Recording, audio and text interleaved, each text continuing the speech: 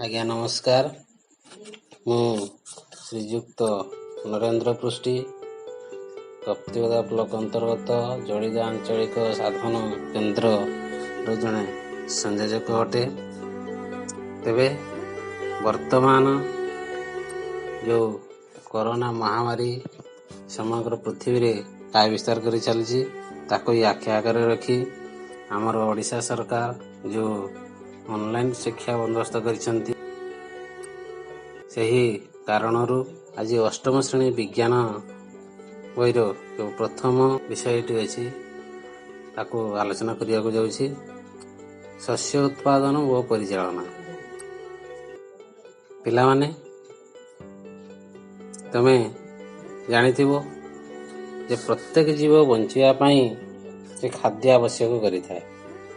ଉଦ୍ଭିଦମାନେ ନିଜ ଖାଦ୍ୟ ନିଜେ ପ୍ରସ୍ତୁତ କରୁଥିବା ବେଳେ ପ୍ରାଣୀମାନେ ନିଜର ଖାଦ୍ୟ ପାଇଁ ଉଦ୍ଭିଦମାନଙ୍କ ଉପରେ ପ୍ରତ୍ୟକ୍ଷ ଭାବରେ ହେଉ ବା ପରୋକ୍ଷ ଭାବରେ ହେଉ ନିର୍ଭର କରିଥାନ୍ତି।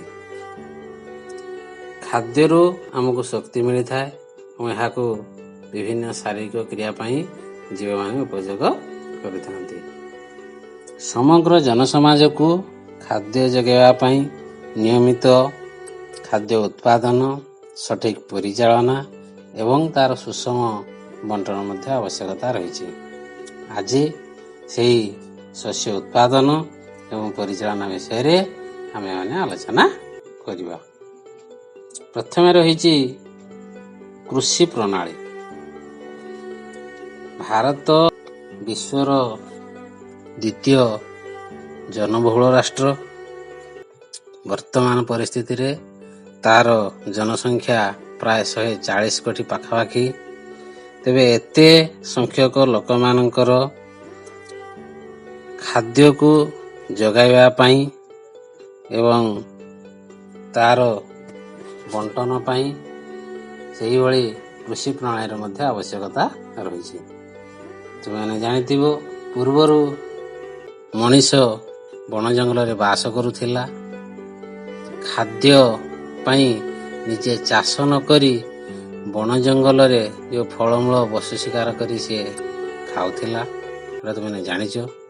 କିନ୍ତୁ ଧୀରେ ଧୀରେ ସେ ଯେତେବେଳେ ଜାଣିଲା, ଚାଷ କଲା, ଚାଷ କରି ତାକୁ କିଭଳି ଅଧିକ ଉତ୍ପାଦନ କରାଯାଇପାରିବ ସେହି ଦିଗରେ ମଧ୍ୟ ଚେଷ୍ଟା କଲା। ତ ପ୍ରଥମେ ଆମେ ଜାଣିବା ଫସଲ କାହାକୁ କହନ୍ତି। କୌଣସି ପ୍ରକାର ଗୋଟିଏ ଉଦ୍ଭିଦ ଗୋଟିଏ ସ୍ଥାନରେ ଉତ୍ପାଦନ ଏବଂ ଅଧିକ ମାତ୍ରାରେ ଚାଷ କରିବାକୁ ଆମେ ଫସଲ କହିଥାଉ।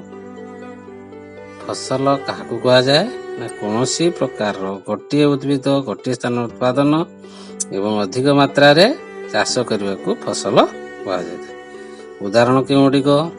ଗହମ ଫସଲ କହିବା, ତାର ଅର୍ଥ କ'ଣ ନା ଗୋଟିଏ ଜମିରେ ସମ୍ପୂର୍ଣ୍ଣ ଭାବରେ ଗହମର ଉତ୍ପାଦନକୁ ବୁଝାଇଥାଏ। ତେବେ ଫସଲ ଗୁଡ଼ିକୁ ତାର ବିଭାଗୀକରଣ କରିଛୁ ଆମେ ବିଭିନ୍ନ ପ୍ରକାର, ଯଥା ଗୋଟେ ଖାଦ୍ୟଶସ୍ୟ ଜାତୀୟ, ପନିପରିବା ଜାତୀୟ, ଫଳ ଜାତୀୟ ଇତ୍ୟାଦି। ଉତ୍ପାଦନ ଯେଉଁ ଋତୁରେ ହୋଇଥାଏ ସେହି ଋତୁ ଅନୁସାରେ ଫସଲ ଗୁଡ଼ିକୁ ଶ୍ରେଣୀବିଭକ୍ତ କରାଯାଇଛି। ଭାରତ ଏକ କୃଷି ପ୍ରଧାନ ଦେଶ। ଏହାର ଜଳବାୟୁର ଅବସ୍ଥା, ଯଥାକି କହୁଛୁ ଆମେ ତାପମାତ୍ରା, ତାର ଆର୍ଦ୍ରତା, ବୃଷ୍ଟିପାତ ଏଗୁଡ଼ିକ ବିଭିନ୍ନ ଅଞ୍ଚଳରେ ସବୁ ଭିନ୍ନ ଭିନ୍ନ ହୋଇଥାଏ।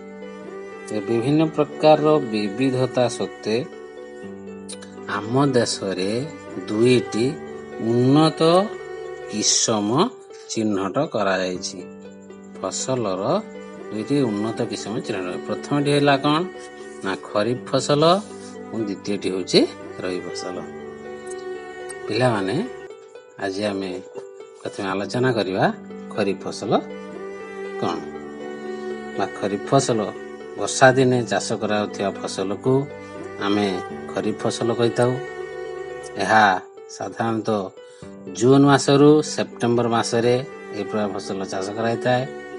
ଏବଂ ଖରିଫ ଫସଲରେ ଆମେମାନେ କ'ଣ ଚାଷ କରୁ? ଧାନ, ମକା, ସୋୟାବିନ ଚିନାବାଦାମ, କପା ଏ ପ୍ରକାର ଫସଲର ଉଦାହରଣ ଅଟନ୍ତି। ତେବେ ରବି ଫସଲ ଶୀତ ଦିନେ ଉତ୍ପାଦନ କରାଯାଉଥିବା ଫସଲକୁ ଆମେ ରବି ଫସଲ କହିଥାଉ। ଅକ୍ଟୋବର ମାସରୁ ମାର୍ଚ୍ଚ ମାସ ପର୍ଯ୍ୟନ୍ତ ଯେଉଁ ଫସଲ ଚାଷ କରାଯାଇଥାଏ ସେ ଫସଲକୁ ରବି ଫସଲ କୁହାଯାଇଥାଏ। ଉଦାହରଣ ସ୍ୱରୂପ କେଉଁଗୁଡ଼ିକ ତୁମର ରବି ଫସଲ ଯିବେ ନା ଗହମ, ବୁଟ, ମଟର, ସୋରିଷ, ରାଶି ଏଗୁଡ଼ିକ ରବି ଫସଲର ଉଦାହରଣ ଅଟନ୍ତି। ତେବେ ଶୀତ ଦିନେ କାହିଁକି ଧାନ ଚାଷ କରାଯାଏ ନାହିଁ ଏ ବିଷୟରେ ଆମେ ପରବର୍ତ୍ତୀ ପିରିୟଡ଼ରେ ଆଲୋଚନା କରିବା।